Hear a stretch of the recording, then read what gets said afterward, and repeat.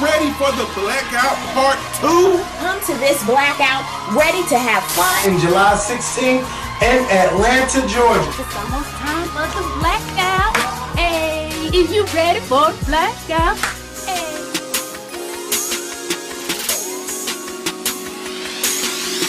What's going on YouTube? Jamar. What's going on YouTube? Washington. This is boy, party for here once again. Hey, what's going on YouTube? This is your boy Jamari4 here once again, and we're here to cover this week's episode of Love and Hip Hop. For some reason, for the past like 4 or 5 episodes, I legitimately forget that this show comes on Mondays until I see everybody else's reviews come up, and I'm like, oh shit, I forgot about this damn show. So that's why it's a little bit late today, but I'm going to try to make this one relatively short just so I can get rid of all the other nonsense bullshit and get to the stuff that's actually interesting to talk about. And luckily, we get to start off with one of the interesting topics, and that was this whole Carly Rae and Life scene, okay? Now, we saw this scene, early on in the season. This was like the promo of Life looking like he was about to propose, and Carly Rae falling out to the floor all dramatic and shit. And so the shit finally happens, and this shit is nothing like what I think we planned it on being. So she falls over, she does her whole dramatic scene and shit, and Life says, I really cared about you. I wanted you to give you this promise ring and this, that, and the fourth. But I promise. How did he word it? I can't remember how he worded it. But he basically was like, I want to give you this ring, but you can't have me. We're not going to be together no more. I'm about to leave. I'm like, wait, what? Hold on. Wait a minute. Wait. So you're going to bust out this ring, basically trying to set it up to where it seems like, okay, yeah, I did wrong. You was married to some German chick, but we gonna be able to come together, and I love you, and I want to make this work. That's how he was shaping it up to be. But then he was like, you know what? Nah, you wasn't real about it, so I'm gonna leave. And I'm like, I ain't never seen no shit like this. This is, I'm confused because you want her to have the ring to promise that she'll never find another man like you, but that doesn't make any sense. I don't understand it. Like, she could just easily pawn the ring and get some money for it. Like, she doesn't have to like wear it and be reminded of you. Like, no, she can pawn it and get something that she actually wants. So I'm like, I didn't understand my life's method with this. It seems like he should just broke it off with her. But I guess he wanted to try to leave a mark that he gave her a ring. I don't know. The shit didn't make any sense. And so they walking all down the street and shit acting a cool mess. And he basically is like, you weren't 100%. And she's like, you didn't give me a chance. And he's like, well, I did give you a chance this whole time. I've been seeing you for over a year. But she had a point too. Like, if we're supposed to be seeing each other, but then again, if you go ghost for weeks on end, I'm like, well, fuck, what you think I'm going to be doing? Sitting here in a pristine little box waiting for you to come back whenever you feel like it? No, you had this German bitch. I fucked with Scrap. I don't see the problem here. I don't know what Life was trying to say Carly wasn't doing, but I mean, she said that you was going on and on for weeks on end without saying nothing. So I mean, what is she supposed to do? So that whole thing was bamboozling and confusing to me, and I was lost. Next, y'all, we get to Miss Arion. Poor, bless her heart, she wants to start this whole singing career. And bless her heart again for trying to work with D. Smith. Because D. Smith came in there with this vocal coach, which, girl, I don't know what kind of run or scale that he was on, but Arion, I know you ended up not wanting to work with D. Smith, but I don't think it's because you feel like she's not a good fit, like she's too hard on you. I think you should probably not want to work with her because of who she just decided to try to pick to show you how to sing. Okay, I'm confident that you can find multiple people that can at least try to teach you how to sing other than this man right here. Because what was that? And then D. Smith is trying to look down on her and shit. When, girl, that song that you previewed last week talking about a fancy girl in a fancy world sounded like that Barbie song from Aqua. Y'all know that I'm a Barbie girl in this Barbie world. You said literally the same shit, but just replace the word Barbie with fancy. So you can miss me with all that shit. with your half bundled ponytail and them fried ass edges. Like, why have you not fixed your hair in a week, bitch? Like, this is the second episode in which you have looked with the fried hair. Like, she had a few cute wigs at the beginning of the season, but now I just don't know. And the fact that she's been on here saying bullshit makes it even more apparent. Like, if she was cool, if she was a positive character on the show, I would overlook the thinning of her edges. I would overlook it, but since she's continuing to be a cunt, we're gonna have to treat her just like that. So Mama D is in the studio, still on it to try to make this song happen. Girl, bye. But she's doing the thing with Jock, and then Jay Nix comes in, and I'm surprised I remembered his name this time. Jay Nix comes into the studio because Jock called him because he wants to talk to her about the whole Amber situation. So he tries to ease it in and just tries to be like, you know, so I got something to tell you. I don't know how you're going to take it, but I just want you to know that I'm still your friend and blah, blah, blah. You know, the whole beating around the bush. And Jay Nix is like, dude, just come on, spill it out. What you got? And so he was basically like, yeah,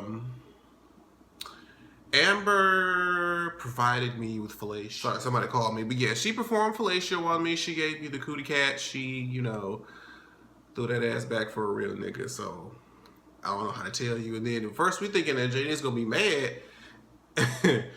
But then I'm like, I was about to get ready to read him. Like, you saw her literally try to suck his dick in the when y'all was sitting there playing poker or whatever that card game was. Like, she was literally trying with all her might not to suck his dick in front of y'all. So are you really surprised that she went behind your back and fucked him? Like, really? So he looking like he happy with the shit. I'm like, okay. But he explains that he can, if she out here doing this, then that means when she has this whole cosmetic line launch event, it gives her all a better reason to bring Tiara to the event, just to kind of like a, you know, big F you to her. So I'm like, okay, I get it. It makes sense. I mean, if you out here doing the dirt, you can't really look at me crazy for what I'm doing. So I understand his logic. So let's get the more somber, you know, more sad things out of the way real quick. You know, Tammy and her whole separation from Waka. It's sad to see because it seems like, you know, you can tell that Tammy really cares about Waka, and, you know, Miss Deb really cares a lot about Tammy and their union. But I feel like, you know, this is just an amicable breakup that they just realized for right now. Being together is not servicing each of them, or either of them rather, what they need. And so when you get to that point, that's just what you do. So there's no point in really holding on to it just for the sake of it, when you're probably better off having some time apart and then coming back together later on and, you know, doing what it do. So that's sad. And then they had the whole event for her swimsuit line, I think it was.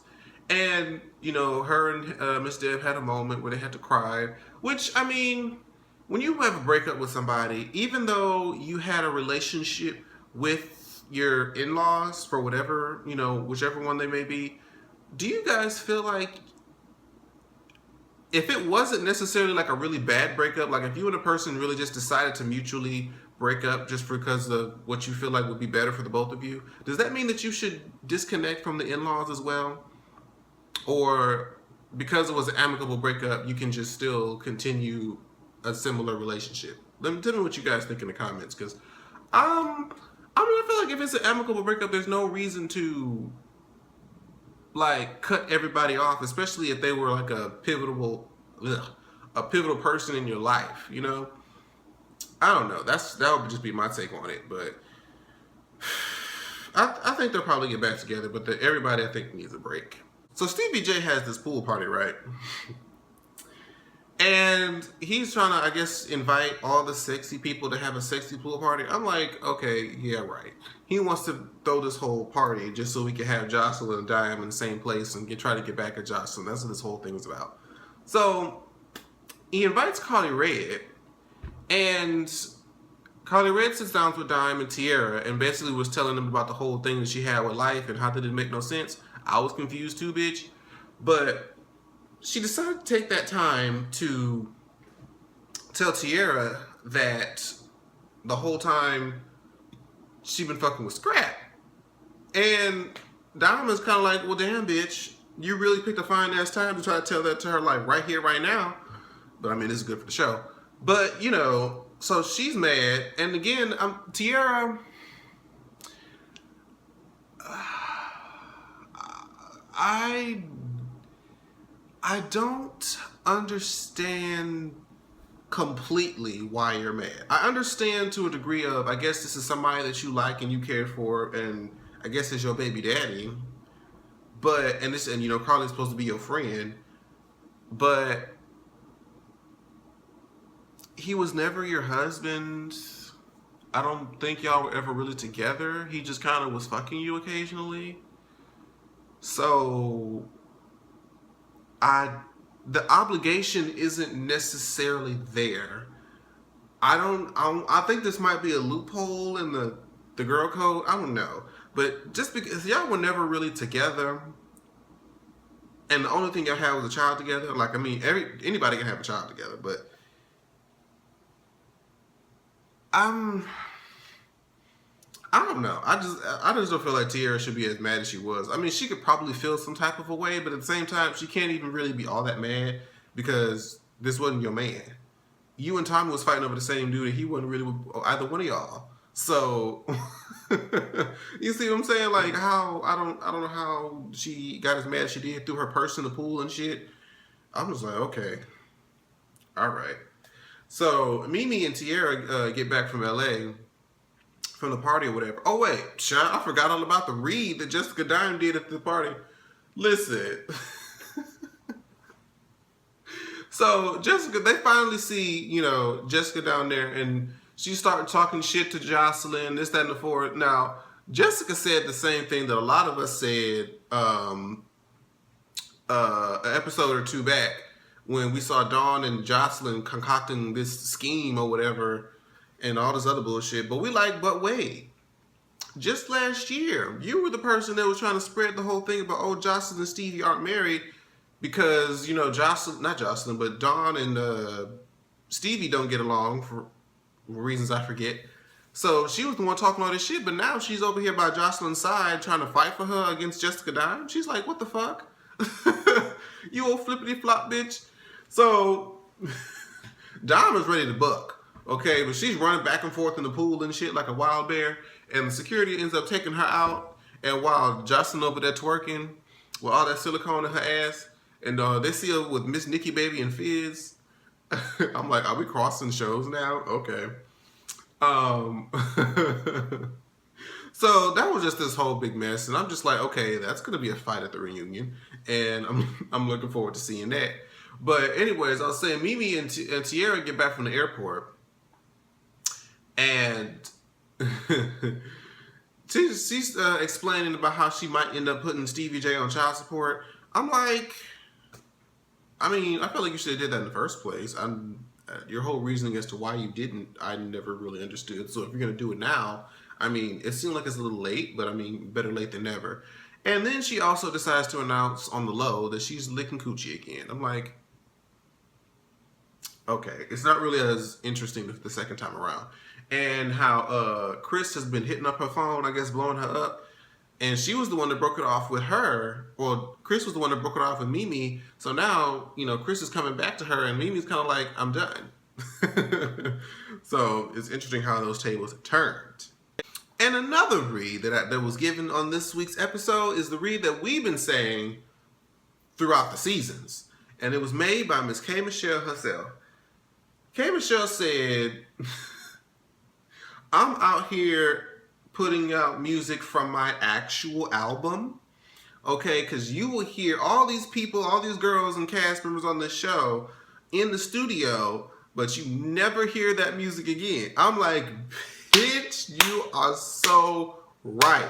You always see that damn, you heard it here, now go get it song, or this is the song that Carly read, or anybody, Mama D. Well, actually, Mama D did have her put her song out actually on iTunes. But you see all these people that be putting out these little clips of these songs that never see the light of day or an iTunes link. So she was like, yeah, I'm glad she's the one that acknowledged the shit. I'm actually surprised that Mona let her say that because it's true as fuck. And we all know it. That all these girls be out here pulling out random singing careers and try to put out songs on the show and they'll never see the light of day again after that episode airs. But anyway, at the same time, you got Miss Arion trying to come to her because she had a whole hard time with D. Smith. And K. Michelle's like, girl, I know you trying to sing, but you tried to audition for me last time and you won't be on any stage with me, sis. I'm like, damn, Kay. Damn, Daniel. But anyway, so she does allow her to shadow her. So she's with her during the interviews and the photo shoots, the rehearsal, performance, and all the other stuff. But when they end, I don't know if that was the performance that they were doing. After she performed, she got on her bus and left. And Arion was not on that bus. You made Arion catch an Uber home. That's so fucked up, Kay. But it was funny, though. So now, finally, we're going to end this off where... and I forgot to mention about the whole Scrap and Bambi thing. We know that they engaged now. He tried to get her back. I guess this is the beginning stages of her getting her back. She's basically like, look, I need you to do more than bring me a couple cheap-ass roses from Walmart. I'm going to need you to actually put me up down this aisle, honey. You see me walking down this runway? I'm going to need you to make me walk down this aisle with this wedding dress and this ring and these vows, bitch. Don't be hitting me those damn plastic roses from Walmart, bitch. That's not going to be enough. But anyways... We finished this off with this event, because y'all know how Love and Hip Hop be with these events, hosted by Amber. And I had to notice something. Amber be in these confessionals. My God, her tits. Listen, I'm not a woman, but I just know that those things, I don't know if she's a stripper, but in the confessional, her tits look so massive. Like, they look like a swarm of wasps just came and just stuck her all at once in her chest cavity because they look swollen, they look red and veiny and just heavy. I know your spine is hurting, bitch. I know it's under pressure, bitch. And I just don't know how she stands up. Like, that's not sexy. I don't want to motorboat those. Those are not the motorboatable titties. I feel like one of them hoes will knock me unconscious. Okay, but either way it goes, she's over there flirting with Jock and he's helping her with this event shit. And then in comes Jay Nix with Tierra and she's like, why you bring this bitch into my event? He said, I thought everything was going to be bygones. You got, Jock, y'all doing y'all thing. So I figured I can come and do my thing, show some love. She's like, well, if you wanted to show love, you could have came alone. See, bitch, that's the thing. You can dish it out, but you can't take it. You done fucked this man and... You brought him and you thought it was okay for him to come, so why can't Tierra come?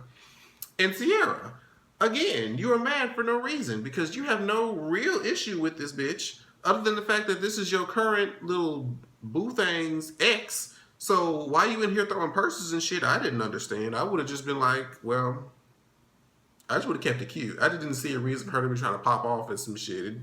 It was rather unnecessary. But this is the kicker of the scene. Because Tierra, you lost this round, bitch. You lost this round. I'm going to tell you why. Because Tierra tried to walk through the door with shade. She was like, where your pole at home? Do you know that Amber was like, bitch, the pole is at the club, the same place that you work at, bitch. Round one goes to Amber, bitch. Tierra, you can't try to shade nobody when you in the same predicament, bitch. You may not be on the pole, but you serving the drinks, and that's not that big of a difference, okay? I'm sure, and she makes more money. So I think round one goes to Amber. But that was pretty much Love and Hip Hop, you guys. This is the last video that you guys will see before the blackout. If you have not gotten your blackout tickets, what the hell is wrong with you? I'm going to need you to go over to PayPal and send your $20 to sweetandgreetc@gmail.com. Or if you just want to be bougie like that, we'll see you guys at the door and it'll be $25. I'm so excited to see everybody. This is going to be so much fun. I'm ready. I am so ready to see everybody. And we're going to do this. We're going to party it up at the Crow's Nest on Saturday. And I'm going to be screaming my head off at this Six Flags on Friday. But anyways, thank you guys so much for watching. And I will see you guys next time. Bye-bye. Like, share, subscribe. Washington, Washington.